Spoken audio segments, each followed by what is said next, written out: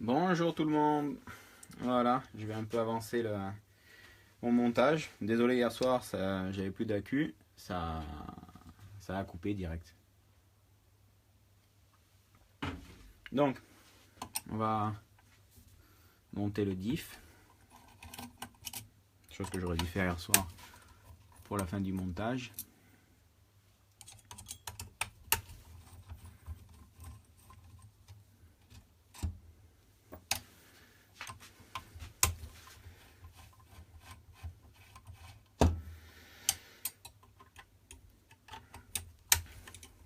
Donc, voilà, pour démonter le diff, 6 vis, 4 vis pour les paliers centraux et les deux biellettes, et ça sort.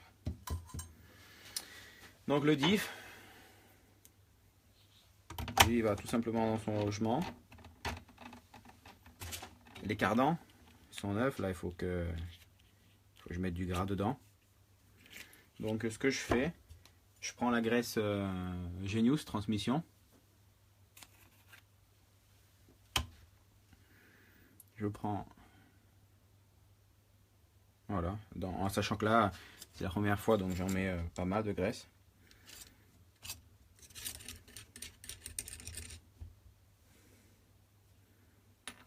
Je répartis bien dans les noix de cardan.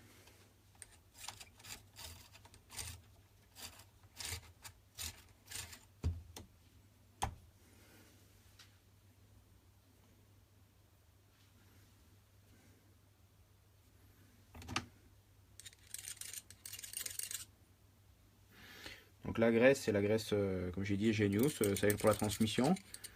Il en existe, chez Genius, on a plusieurs graisses. On a la graisse transmission, la graisse pour le différentiel, qui est de couleur verte, et la graisse pour les freins. Et après une graisse qui est type au cuivre, qui sert pour graisser quand, par exemple, comme avant, ici on avait à l'époque les anciens, les courants de plastique avec un écrou, un gros écrou. Donc c'était un alu sur alu pour éviter que ça grippe. Si on veut graisser un peu les disques de frein sur le carré de roue. Donc pour que ça travaille mieux, en mettre vraiment léger, parce que sinon ça va dans le disque et ça fait pas bon ménage. Donc là, je mets de la graisse pour remplir toutes les cannulures. Une fois que les cannelures sont bien toutes remplies, bah, c'est assez graissé.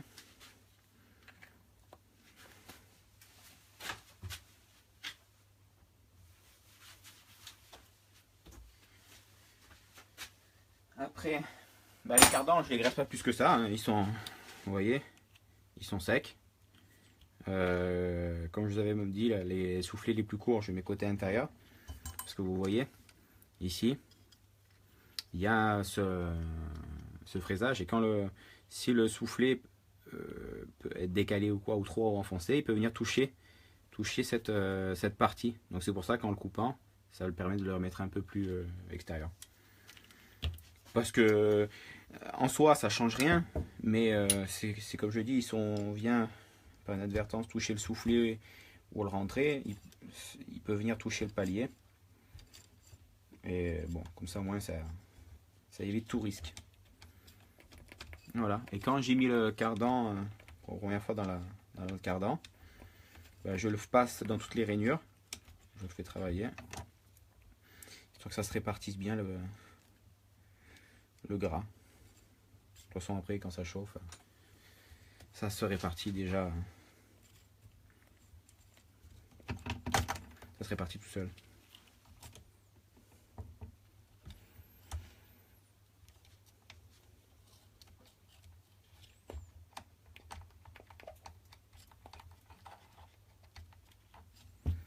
Donc après, alors, j'en entends aussi des vertes et des pas mûres, si je peux m'exprimer comme ça, sur le calage des cardans. Donc moi, le calage des cardans, je cale rien, je mets tel quel. Mais il se peut, avec le phénomène qui existe, que les noix de cardan, en état de marche, elles sortent. Ça, c'est bon. Elles sortent et on les voit toujours à l'extérieur. Donc il y en a qui calent les cardans dedans pour pouvoir tenir les noix de cardan dedans. C'est pas mal, mais Alors attention, quand on cale les noix de cardan, ce qu'il faut bien faire attention, c'est que vous prenez, vous enlevez vous enlevez vos amortisseurs, vous mettez 2 pneus neufs, histoire que quand vous êtes en châssis au sol, les roues en l'air, que le cardan puisse toujours avoir du jeu, et parce que sinon, s'il vient en butée, ça vous bloque toute la suspension. Donc caler, mais caler en faisant attention de ne pas bloquer le train arrière à cause des cardans.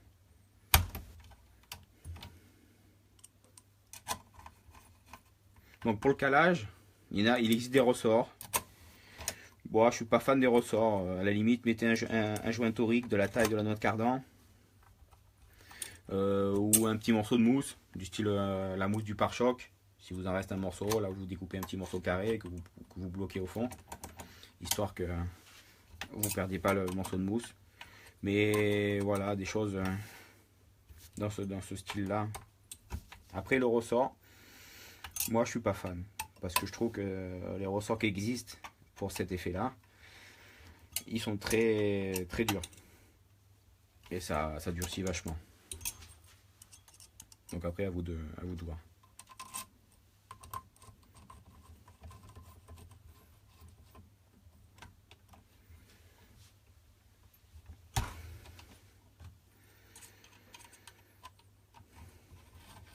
Donc voilà, mon train arrière est comme le train avant, full complet, il manque juste les durites de frein.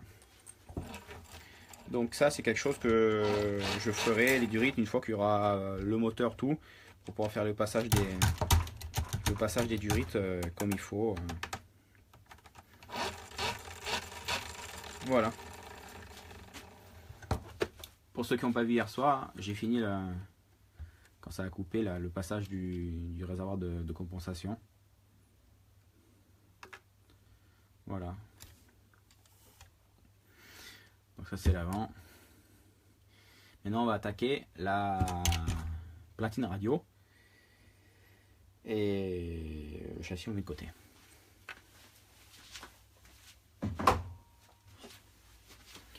Pendant que j'y suis, les amortisseurs, voilà, tel quel de hier, on peut voir qu'il n'y a plus de bulles. Donc on fait travailler, voilà, là on voit qu'il y en a une qui nous ressort, même deux. Donc ça c'est l'éternel jeu des amortisseurs.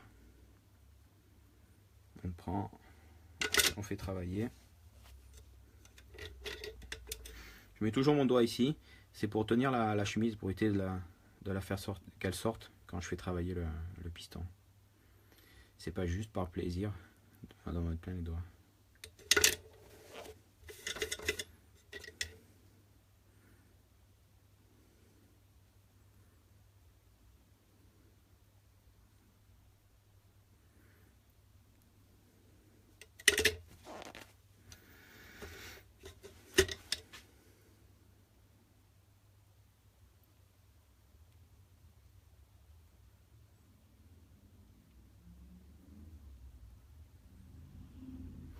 Bonjour au dernier arrivé, Didier, Florent.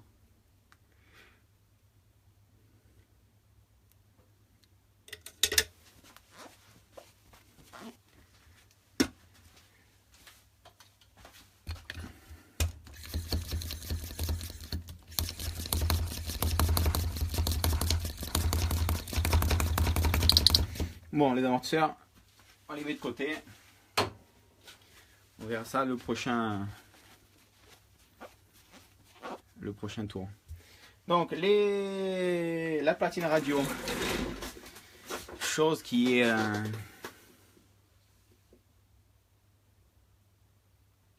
ah ben là j'arrive à voir la question en direct, Didier. Donc il vaut mieux laisser les cardans complètement libres. Sur le principe, oui, vaut mieux les laisser faire leur vie tranquille. Si vous avez un diff avec les notes, comme je disais, les notes cardans qui sortent beaucoup, oui, vous pouvez un peu caler. Mais toujours faire attention de ne pas bloquer les cardans ou de ne pas trop brider sa suspension. Donc la platine radio, tout simplement, on va faire tout le montage. Donc j'ai les cerveaux, j'ai un peu préparé tout ce que j'allais avoir besoin. Là je vous montre, chose que vous voyez jamais, l'envers du décor d'une platine radio qui se cache dans un boîtier récepteur.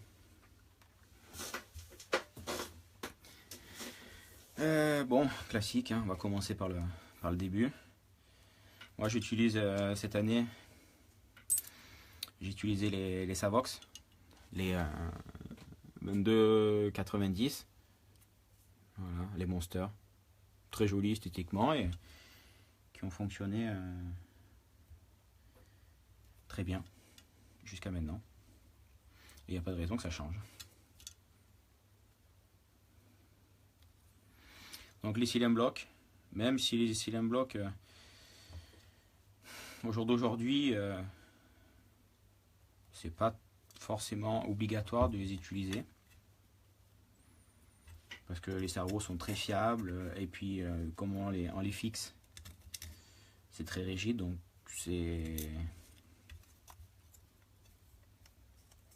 on pourrait s'en passer, mais sur le principe je les mets toujours. Ça peut toujours donner un petit peu de flex, surtout s'il y a des chocs.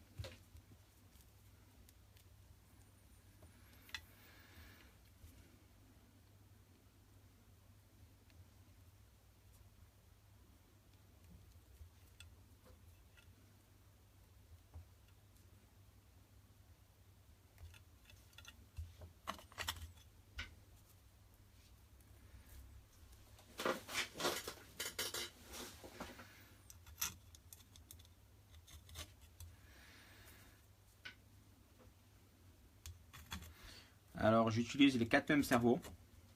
Je ne fais pas de différence gaz frein.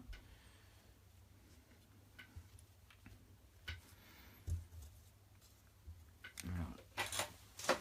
Faut que je prenne les écrous.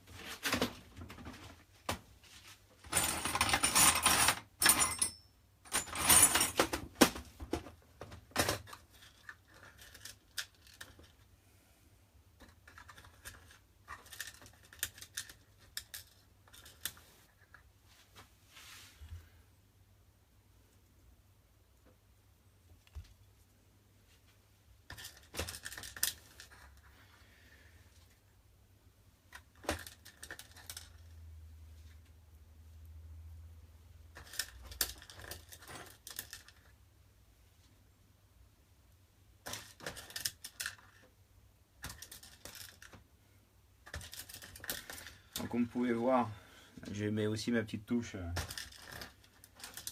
de orange.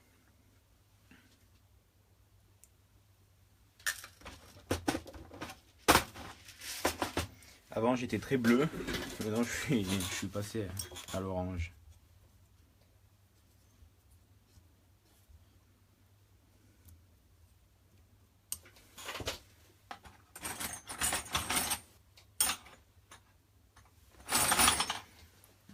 Avec le bon tournevis, c'est toujours mieux.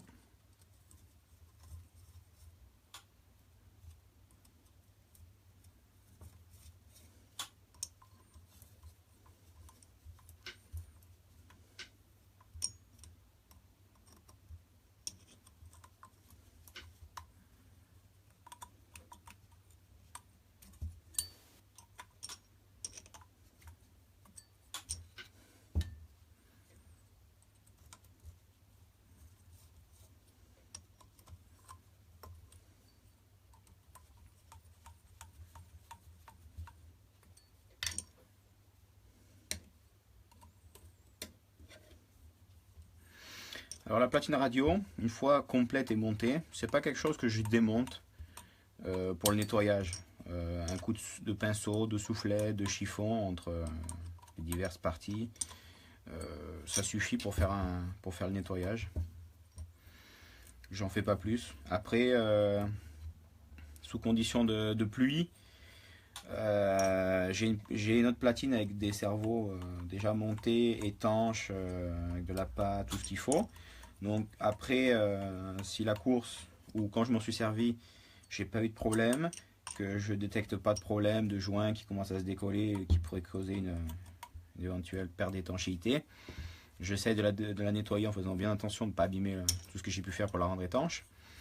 Et je fais pas plus, je la mets de côté et basta. Parce que une fois qu'on a quelque chose qui est bien étanche,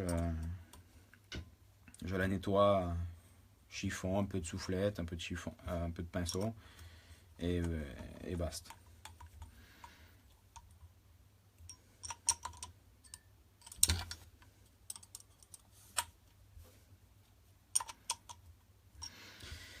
Bon voilà, les cerveaux montés gaz frein. Donc les cerveaux, je mets ceux de la direction. Effectivement, il n'y a pas d'étiquette sur ces cerveaux là. Ils se sont loupés, je pense, un oubli. Parce que de toute façon le modèle il est marqué là. Mais j'ai pas eu de rose étiquette sur ce cerveau là. Mais ce sont bien les Savox Monster, les 22,90. Donc un tête en avant. On va le fixer dessus. On va le fixer de suite.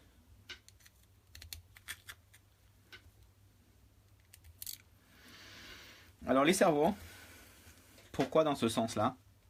Tout simplement pour avoir le même alignement d'axe de rotation du sauve-cerveau et des deux cerveaux. Au jour d'aujourd'hui, on pourrait utiliser qu'un cerveau, parce que par exemple ces cerveaux là, les monsters, ils sont donnés pour 50 kg en 0,12 si je ne me trompe pas. Donc vous me direz, un seul cerveau suffit. Oui, mais la taille du 1/5, que ça fait 10 kg, c'est assez imposant.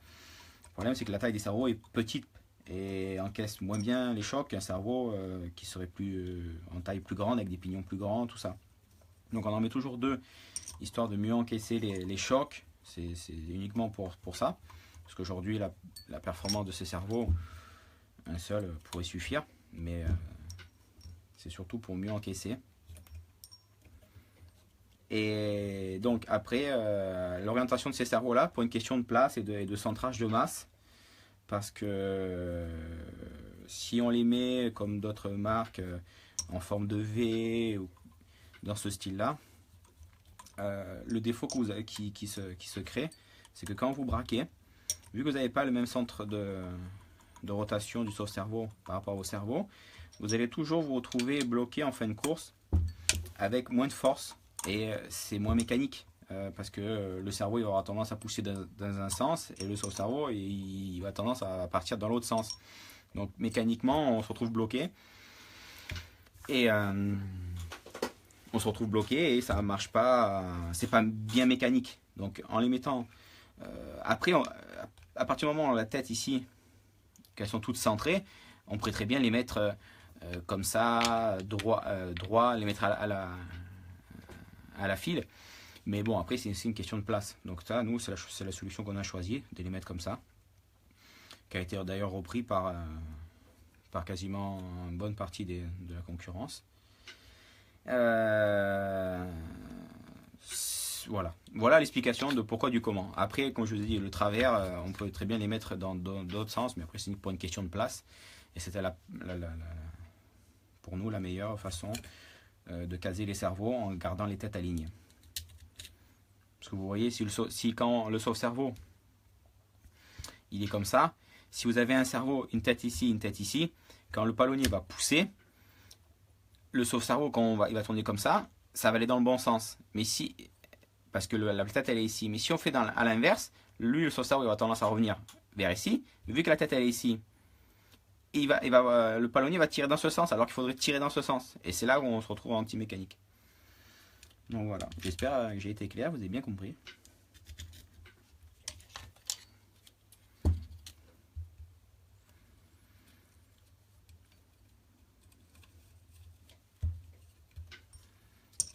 Histoire de meubler un peu pendant le vissage de toutes ces vis.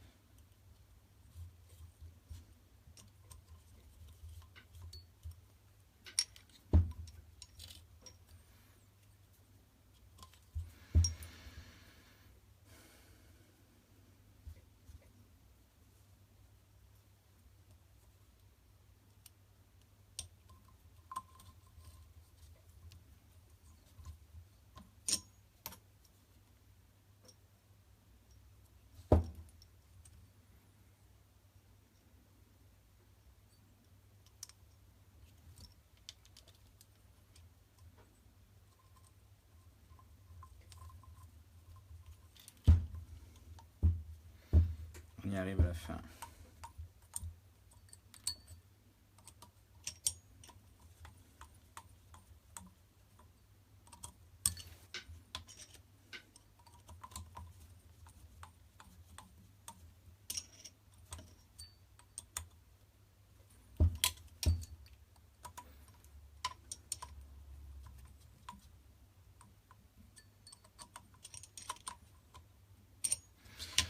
Voilà, les cerveaux.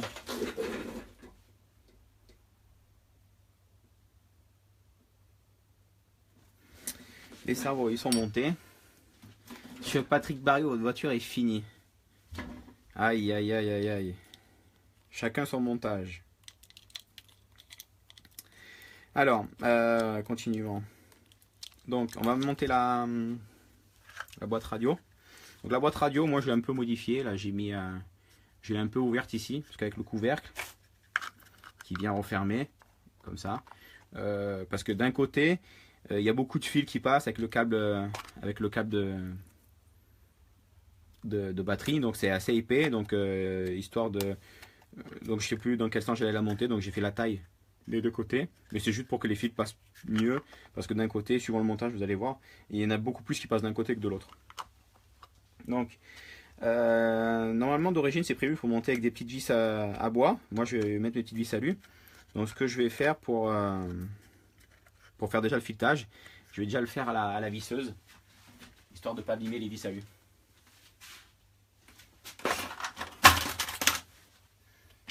Histoire de commencer à faire le premier filetage.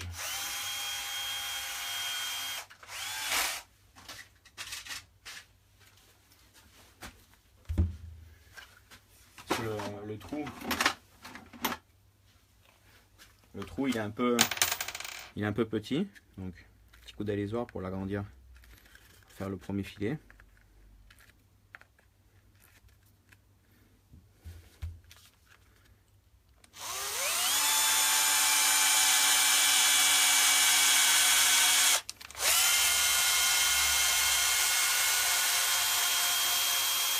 Voilà, comme ça j'ai fait mon filetage et j'abîme pas mes vis à alu.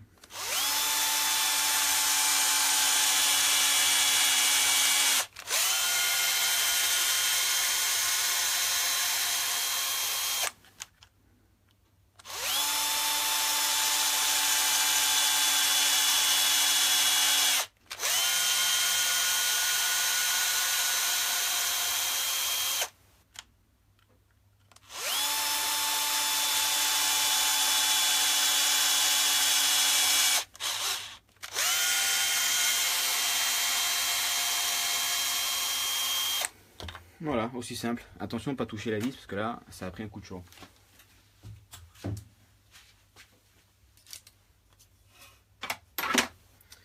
Donc, la boîte radio, mes petites vis.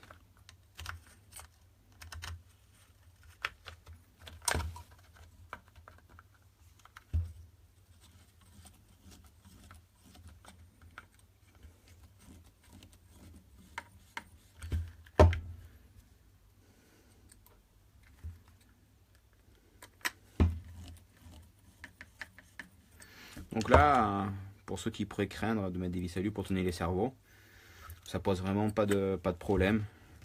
Depuis plus de 10 ans, je fixe tous mes cerveaux sur les 1/5 avec des vis à alu et ça pose pas de problème.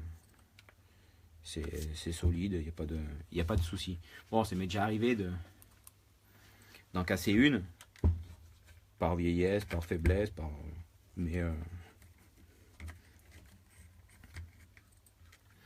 mais ça pose pas de problème.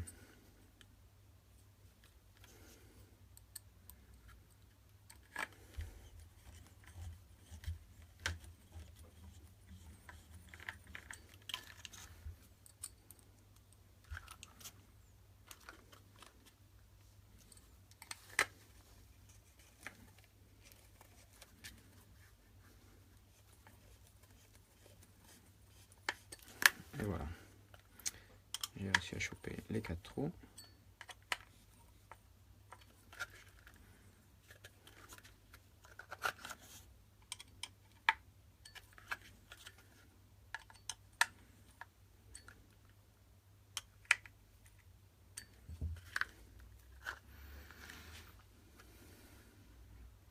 Donc voilà.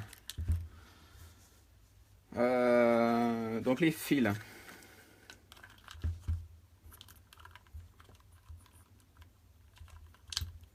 Ça c'est la direction. Donc je fais bien attention à leur sens pour le passage, pour pas que ça fasse qu'ils soient entortillés dans tous les sens. Je respecte la façon des pliures. En plus, en respectant ça, ça permet qu'ils tiennent bien tout seuls.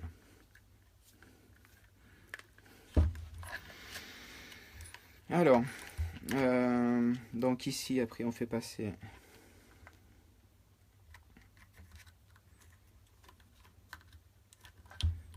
la direction.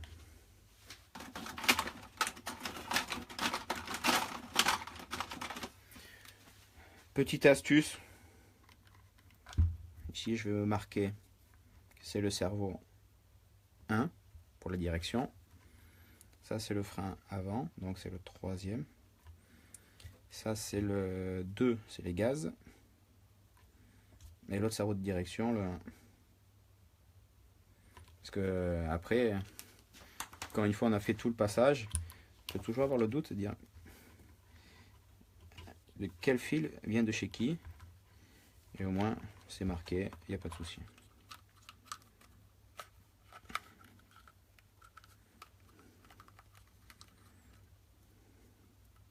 Donc c'est pareil, ça c'est comme je disais pour le réservoir hier.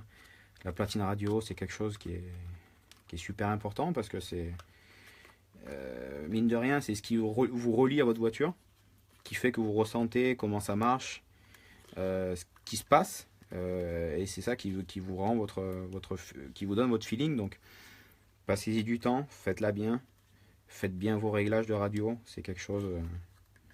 Si vous réglez mal une radio ou que vous avez des servos défectueux ou quelque chose qui ne marche pas bien, en fait le reste ne pourra jamais bien marcher.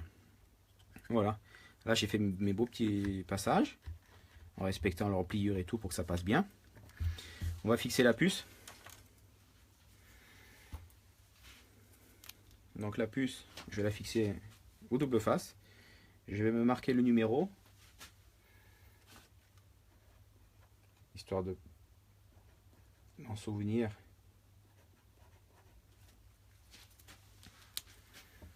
Et de... Donc la puce, tout simplement, je prends au double face.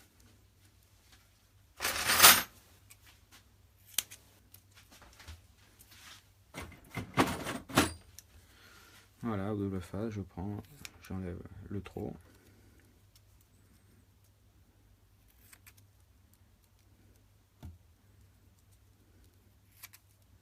Et voilà.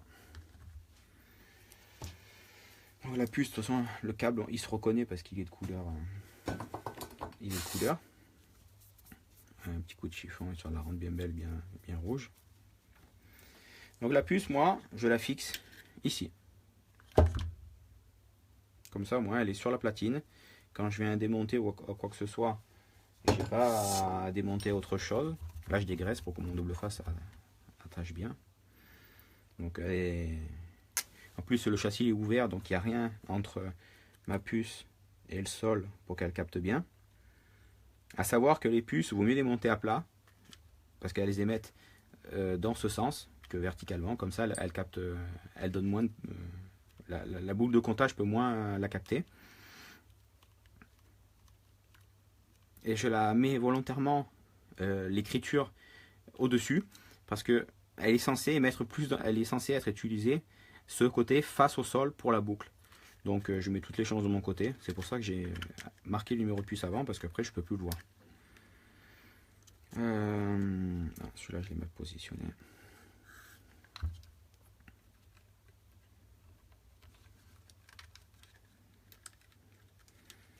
Donc pareil, les transpondeurs c'est quelque chose aussi d'important parce que c'est ça qui vous relie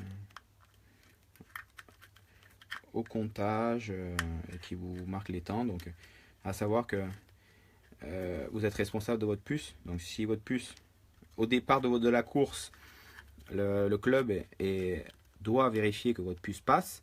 Si elle ne passe pas, il doit vous prévenir. Mais si en course, la puce ne vient plus marcher alors qu'elle marchait avant, c'est vous qui êtes responsable de votre puce. Donc, on ne peut pas venir après se plaindre et dire donnez-moi des tours, ça marche pas ou quoi. À partir du moment où ça part en marchant, c'est pas le club qui est responsable de vos problèmes. C'est vous.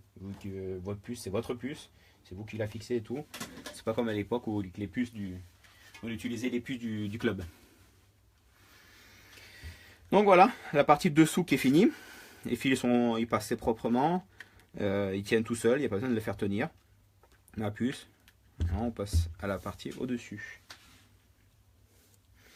Donc, voici les récepteurs. De taille de plus en plus petit maintenant.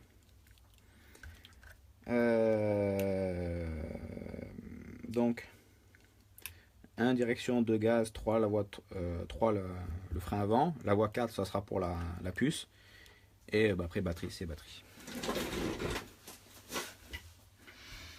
Donc vu que j'avais marqué ici les prises, je sais à quoi elles correspondent. Donc voilà mes deux numéros 1. Donc les numéros 1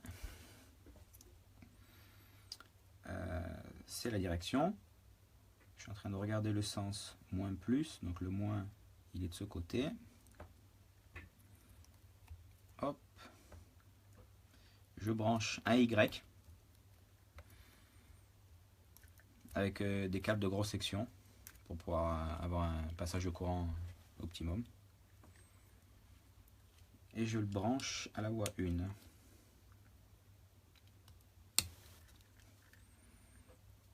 Donc avant de fermer quoi que ce soit, parce que vu que là les fils sont tous de la même couleur, je vais quand même vérifier si je ne suis pas trompé dans mon repérage de plus-moins.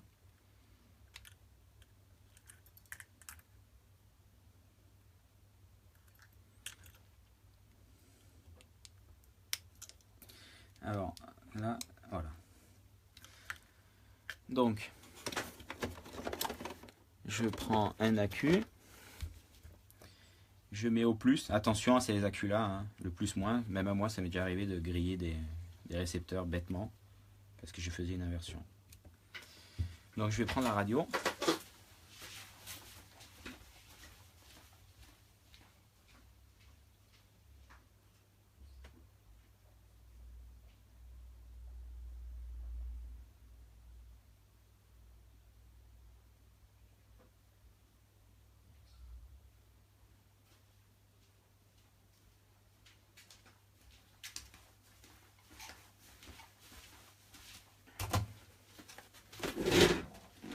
Donc voilà.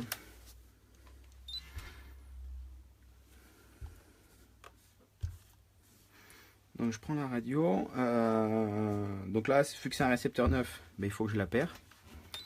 Donc je vais aller dans ma radio, sélectionner déjà le bon modèle pour cette platine.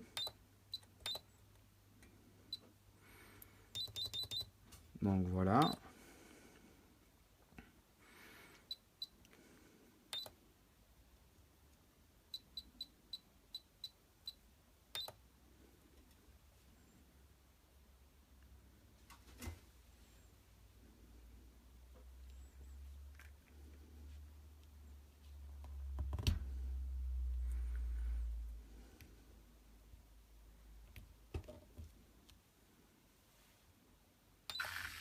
Et voilà. La connexion est faite. Mon repérage des plus-moins était bon.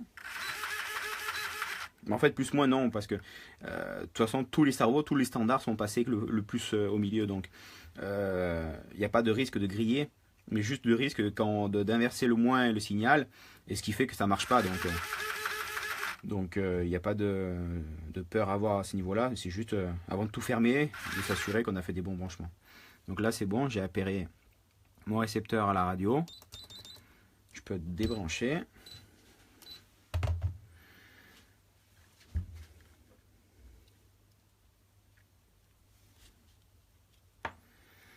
Je peux faire les autres branchements.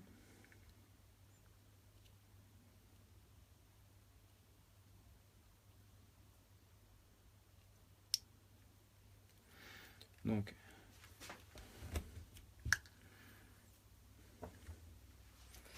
c'est pas simple parce que c'est assez petit. Vaut mieux prendre son temps, bien les enfoncer, pas trop forcer comme un bœuf.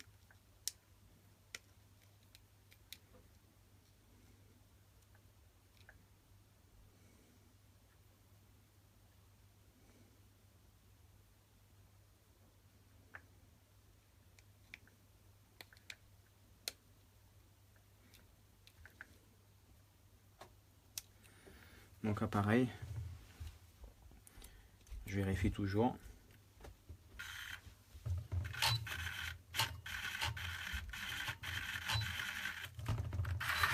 Donc voilà, là je me suis trompé sur celui-là, j'ai mis à l'envers.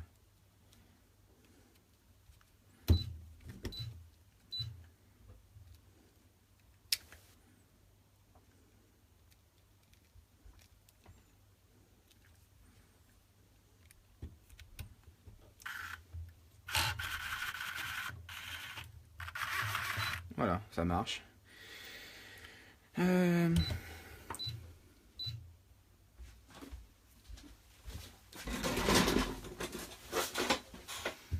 Donc,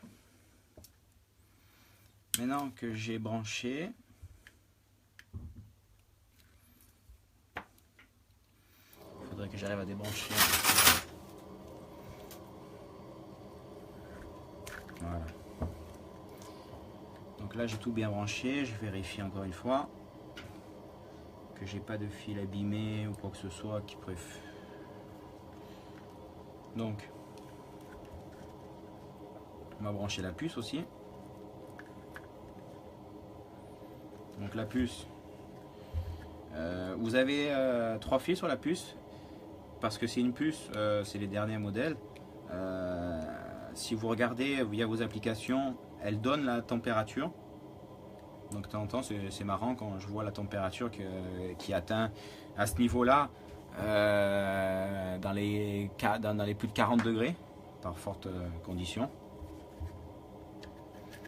Et puis par le futur, c'est des puces qui sont censées donner plus d'informations que le temps autour, parce qu'elle donne aussi l'intensité de la batterie de la voiture et la température. Et dans le futur, elle devrait encore évoluer pour donner encore plus d'informations. Lesquelles, je ne sais pas, mais ça va évoluer encore. Mais on n'est pas encore. Voilà, donc vous voyez, de ce côté-là, j'ai 3 fils plus ces gros câbles. De l'autre côté, j'ai que 2 petits. Donc c'est pour ça que j'ai taillé pour bien laisser de la place aux fils sans les pincer, les abîmer. Voilà, j'ai tout branché, ça fait du monde. Donc, maintenant, il suffit de mettre un peu tout en ordre dans la boîte. Donc moi j'utilise de la mousse standard. Ça c'est une mousse type néoprène. Donc la mousse type néoprène, je vais la mettre comme ça pour la bloquer en bas de la boîte radio.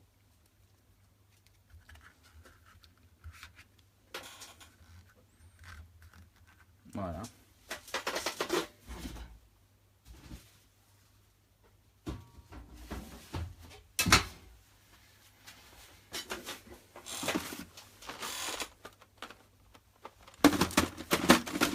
Donc,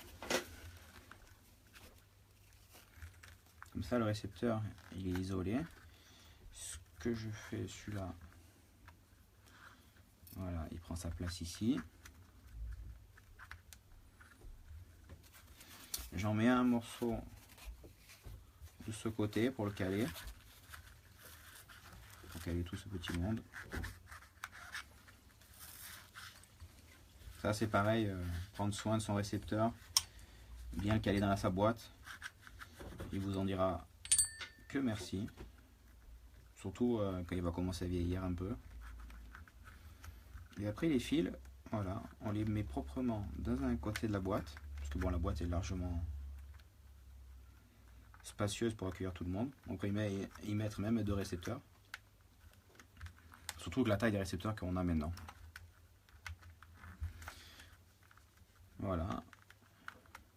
j'enlève tout ça. Je mets encore un morceau de mousse de ce côté pour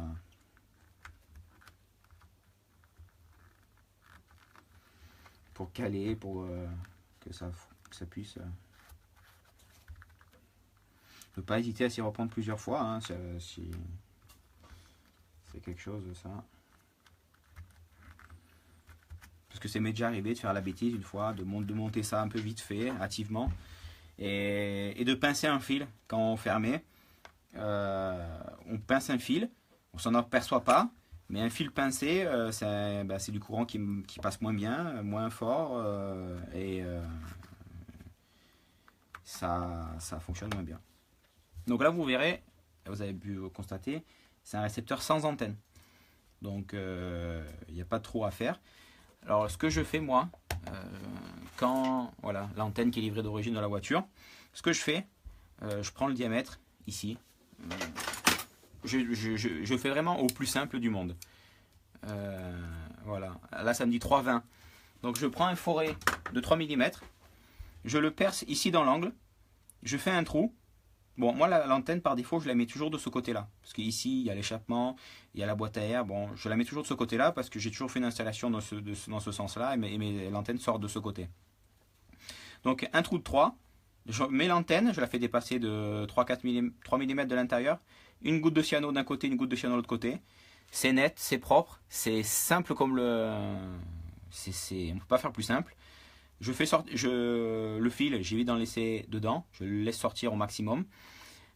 Et je coupe mon antenne pour que mon bout de fil, que j'ai 1 ou 2 mm de fil qui sortent, et je coupe mon antenne. Et voilà, là, comment je détermine ma longueur et basta. Et je laisse tout le fil dehors. Surtout que les fils ils sont pas grands, hein, ça doit correspondre à cette longueur-là sur la voiture.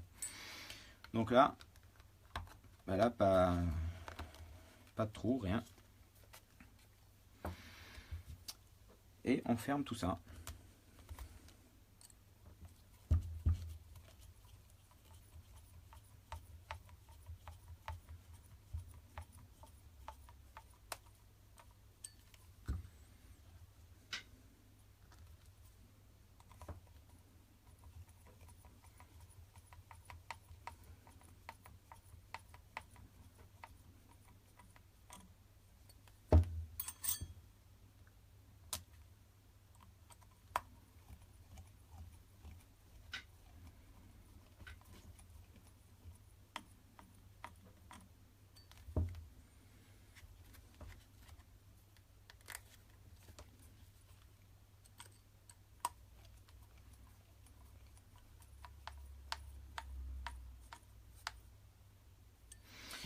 Voilà, c'est net, c'est propre.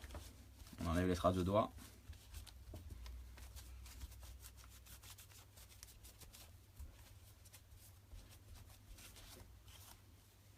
Et vous voyez dessous, les fils, ils tiennent tout seuls.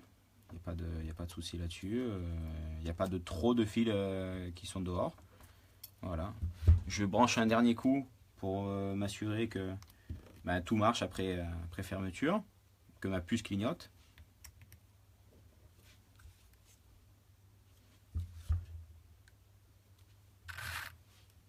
Voilà, donc ma puce clignote bien. Les deux cerveaux de direction marchent. Et les deux cerveaux de frein et gaz marchent. Voilà, ma platine radio est montée. Donc, moi j'utilise ça comme pack d'accu, des Corali en 4008. Ça suffit largement pour rouler à peu près une heure, minimum 1h15 en piste. En règle générale, moi je me base. Bon, ma radio me donne l'intensité de l'accu, donc. Mais avant que j'avais pas cette information-là, je 4008, je savais que ma radio, quand elle restait allumée 1h15, dès que je passais l'heure de la radio allumée, je savais qu'il fallait que je change l'accu ou que je le recharge. Donc voilà, 4008, ça suffit largement. Voilà, donc après Après, on peut monter les chapes pour faire le système de direction.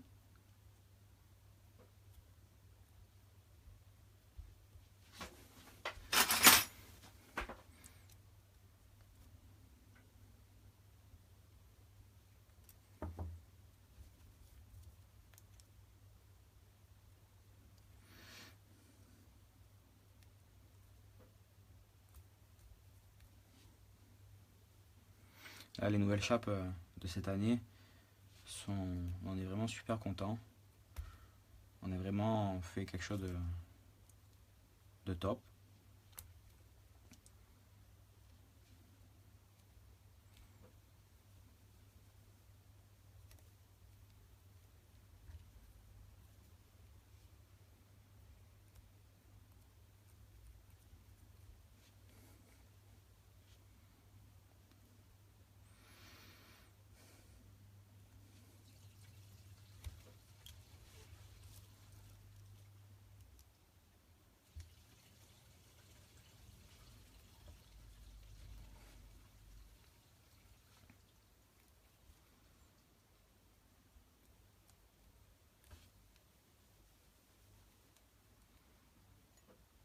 Donc là, je fais attention de centrer mon hexagone entre les deux chapes.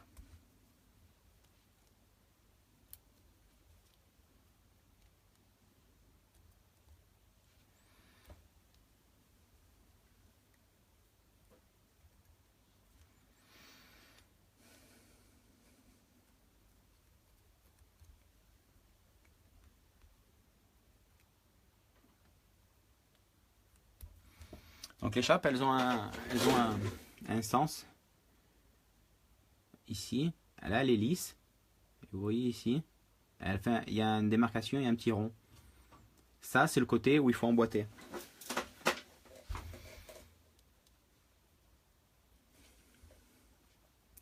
Donc voilà, emboîter, il y a différentes méthodes.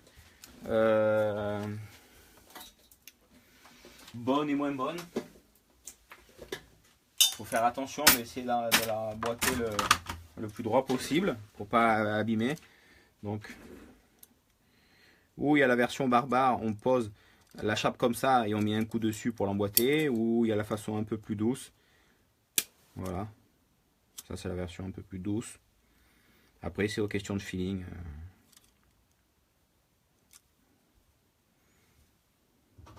Donc, vu que là on fait un empilement,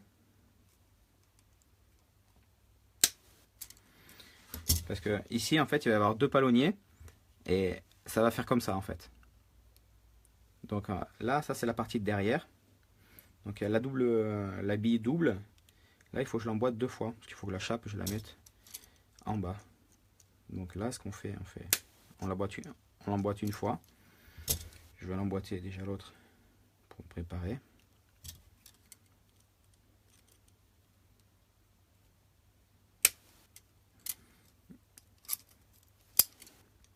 Et là en fait je me sers de la pince Becro et de l'autre côté que j'ai déjà la billette montée pour faire levier. Voilà. Pour la faire descendre jusqu'en bas. Donc allez-y tranquillement.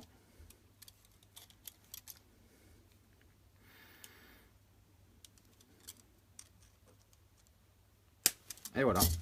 Donc voilà donc là il y aura le sauve-cerveau, le palonnet, le cerveau central et celui-ci derrière. Donc ça va fonctionner comme ça.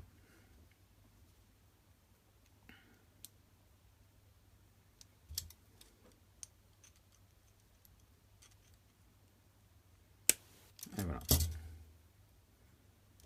Les deux sont montés. Ça c'est la chape de la tringlerie de gaz. Voilà. Je vais la monter directement. Vous voyez, cette tringlerie de gaz. Comme ça, au moins elle est montée, c'est déjà fait, j'y pense plus.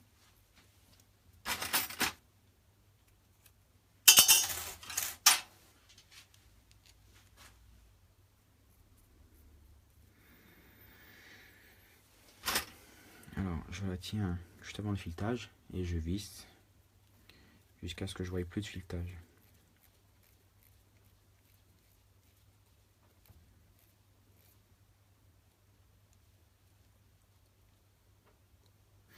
Alors, la particularité de cette chape, la tringle de gaz, elle est un petit peu dure sur la bille. Donc l'astuce pour la rendre un peu plus libre, si on prend, on l'écrase un peu sur le pourtour. Voilà, et là elle est libre. C'est tout simple. Si ça vous... Allez-y tranquillement, vous voyez comment elle se déforme. Et voilà. Donc là, la maintringle de gaz, elle est prête pour quand je serai à ce stade-là, avec le moteur et régler tout ça. Donc les arrêts de gaine d'origine en alu, pareil, ça ils seront prêts pour quand je viendrai à faire les tringleries.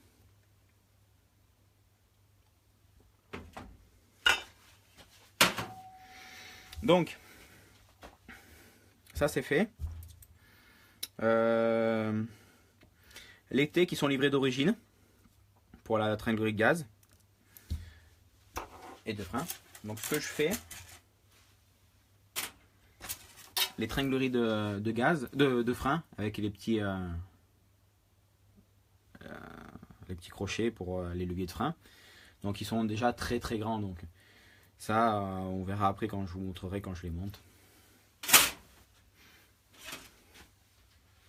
Je vous montrerai comment je fais le montage et pourquoi comme ça.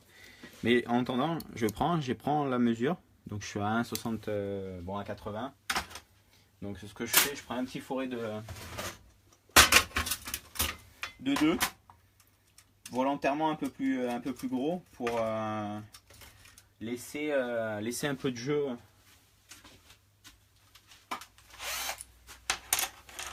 Laisser du jeu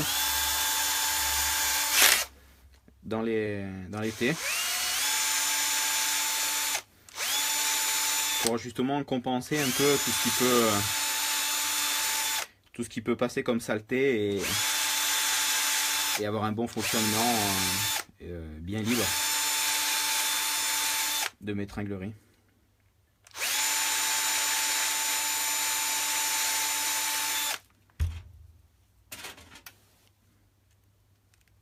Vous voyez,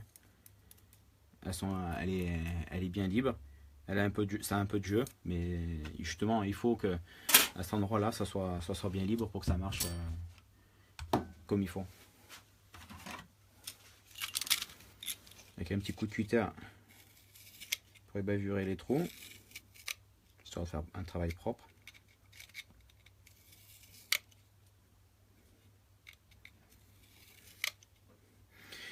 Donc voilà, dans la Genius, tout est fourni, les tringleries, tout ça, c'est des choses qui sont d'origine, comparativement à d'autres. Donc ça c'est des petites astuces, histoire que ça travaille mieux.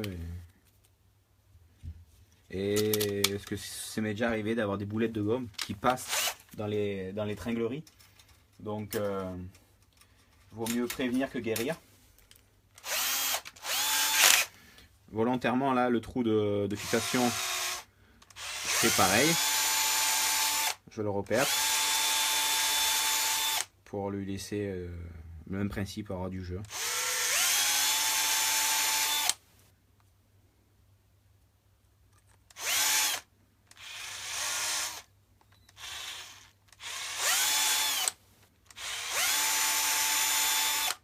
Voilà. Donc rebelote. On est bavure. Voilà, comme ça moi j'ai des petits T qui sont optimum pour pas qu'ils me trahissent.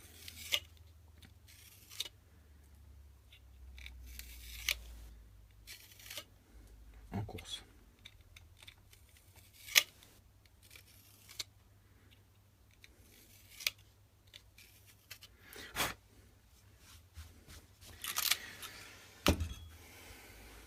Donc,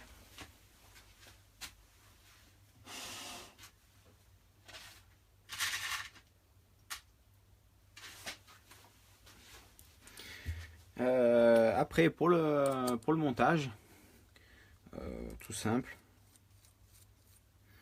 Je monte ma vis sur le palonnier de... Là, je fais le frein avant. Dans le palonnier. Frein filé. J'hésite pas à serrer super fort. Parce que ça, c'est quelque chose que... Après, on ne pense jamais à vérifier. Donc, il vaut mieux serrer plus que pas assez. Je mets mon petit thé. Vous voyez, il est bien libre. Il va bien fonctionner sans... Même quand il y aura des conditions difficiles, pluie ou piste très poussiéreuse, moi ma tringlerie ne se bridera pas. En fait c'est pour ça le reperçage, c'est surtout d'avoir quelque chose qui se bride pas avec la salissure qui peut passer sur la piste. Salissure, de toute façon ça peut être salissure poussière ou ça peut être la pluie. Hein. La pluie, c'est quelque chose qui bride vachement les voitures. Parce qu'avec tout ce qui peut passer dans le châssis, comme saleté, poussière, ça peut brider pas mal de choses.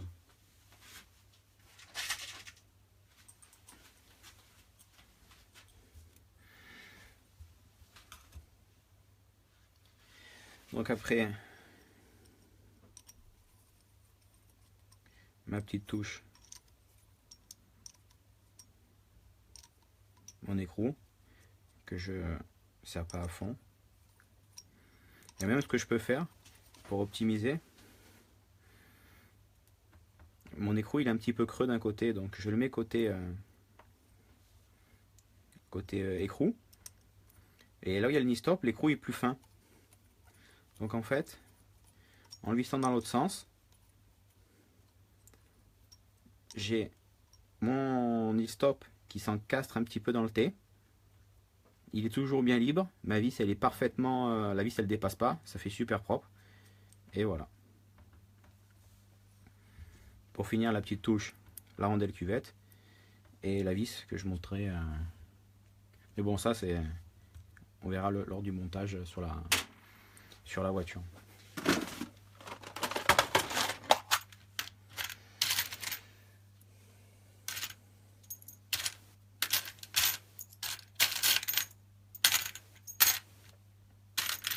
Le palonnier de gaz frein. Donc je rajoute en option ceci, qui est une pièce Genius pour décaler le gaz. Parce que quand on a les palonniers ici, vous voyez qu'il arrive à peu près ici. Avec celui-là ici, ils peuvent se toucher. Et la tringlerie de gaz, avec tout ça au milieu, ça peut pas bien fonctionner. Donc en option, il y a ça. Qu'on fixe comme ça, qui est prévu pour s'adapter parfaitement à ces palonniers. Voilà, donc là je vais vous faire le montage. Seule chose qu'il faut faire, c'est couper le bout d'ici là, pour pas qu'il vienne toucher les autres. Parce que regardez, si je fais ça, ils peuvent de rien, mais bon, vaut mieux prévenir que guérir. Vous voyez, ils peuvent venir se toucher, donc je préfère raboter le bout et être tranquille.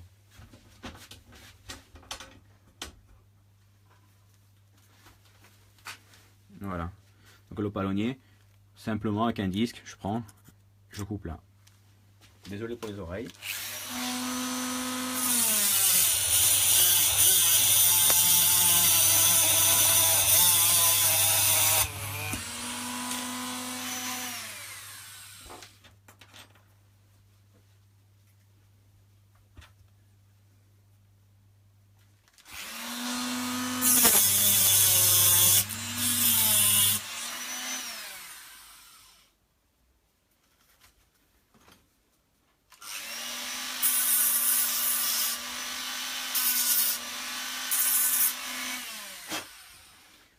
Voilà.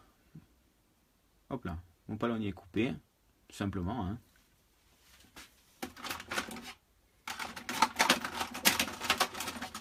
Pareil pour ceux qui veulent vraiment faire des finitions parfaites.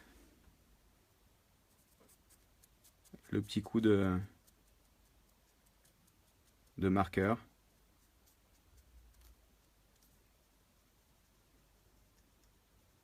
Voilà. Presque on croirait que c'est fait d'origine. mis à part si on met le nez dessus.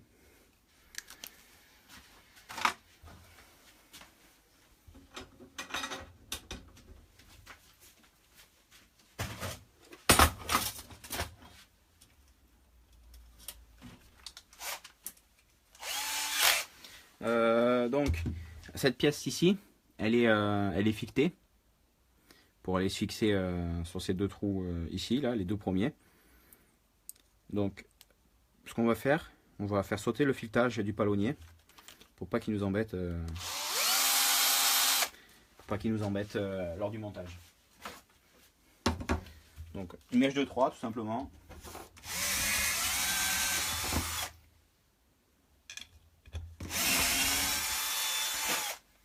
Voilà, une mèche de 3. Je me suis mis sur ma planche spéciale perçage. Donc voilà, le palonnier, il est prêt. On va faire la même chose ici pour le T.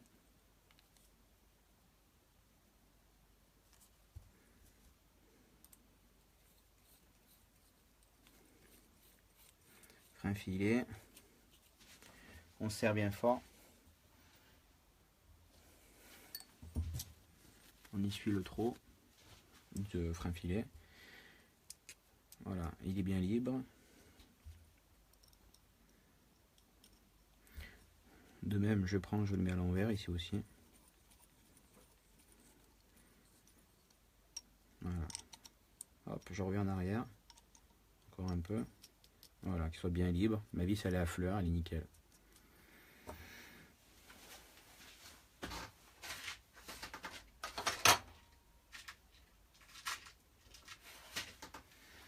Donc, pour fixer cette pièce au palonnier, j'utilise les vis de carrosserie, qui sont des vis M3 en tête bombée avec la rondelle incorporée.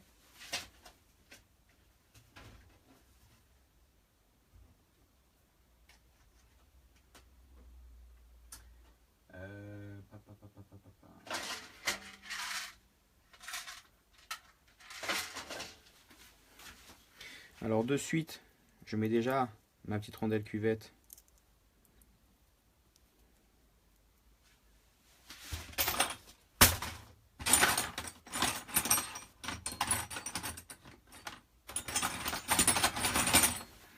Voilà, je dévisse les vis. Hop là. Donc ça se monte comme ça. Donc j'ai déjà mis les vis dedans parce que il y a le trou pour passer, mais elle peut pas se passer avec la rondelle cuvette. Du frein filet, pas changer. La vis je la laisse dedans.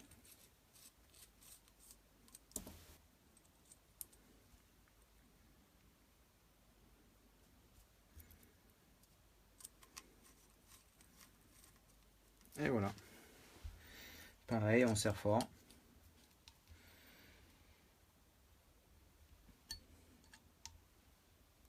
Attention quand même parce que c'est du M3 et puis avec des embouts de haleine, donc ça peut être fragile. Donc voilà, mon support il sera là, il est prêt, enfin presque. On va y mettre le T pour le frein arrière. On sait jamais.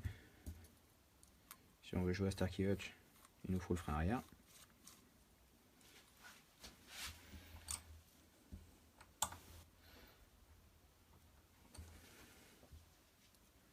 Voilà. Je vais même changer la vis parce que celle-là ne me plaît pas. La tête, l'empreinte, elle est pas top.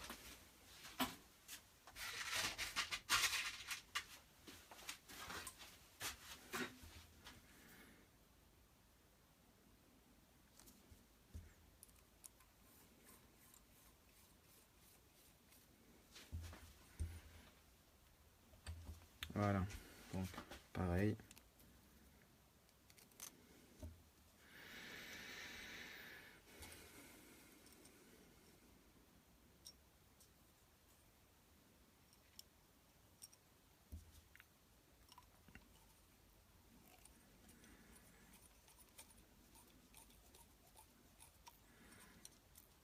Toujours laisser du jeu. Hein.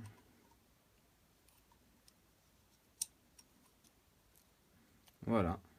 mon palonnier de gaz frein et il est fait. Voilà, c'est préparé. Ça peut aller sur toutes les marques de voitures et F5e. Mes bilettes de servo au cerveau sont prêtes. Ça, on verra une fois que c'est monté. Donc voilà. On va faire une petite pause. J'ai des petites choses à faire. Donc voilà. On a fait la platine, on a monté le réservoir. Le diff sur la voiture. Bon, la platine, c'est quand même un beau morceau. Et normalement, ce soir, je reviens. Ce soir, d'ici quelques temps, là, pour faire la suite, montage platine et tout ça. Allez, bonne journée et profitez bien. C'est le week-end quand même.